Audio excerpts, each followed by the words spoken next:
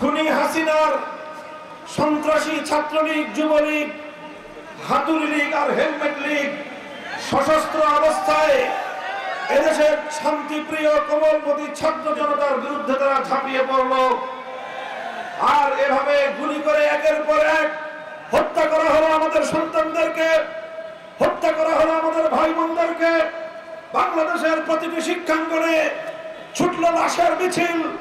3 বছরের শিশু কন্যা থেকে বহু বৃদ্ধ মানুষ পর্যন্ত কেউ রেহাই পায়নি হাসিনার এই খুনের অভিযান থেকে।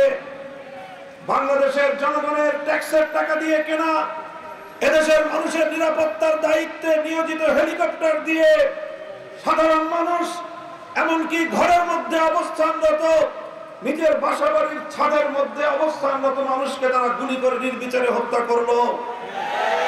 এমন খুনের কাণ্ড, এমন হত্যাযজ্ঞ বিশ্ব ইতিহাসে বিরল।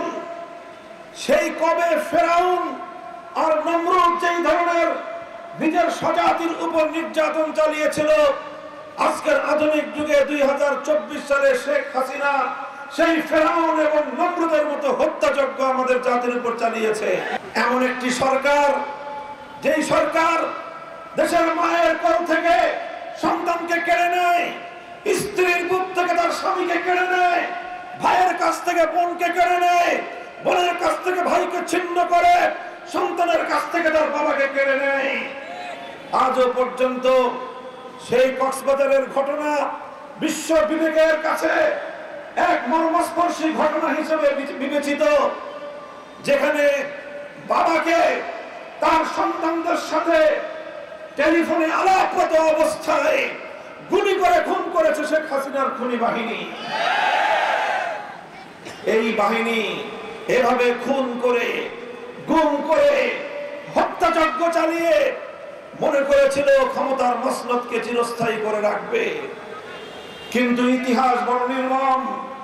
বারবার ইতিহাস তার এই শিক্ষা পুনরাবৃত্ত করে, রক্ত দিয়ে, খুন ঝরিয়ে, অত্যাচার করে, জুলুম করে কেউ কোনোদিন ক্ষমতার মসনদে চিরস্থায়ী থাকতে পারে না।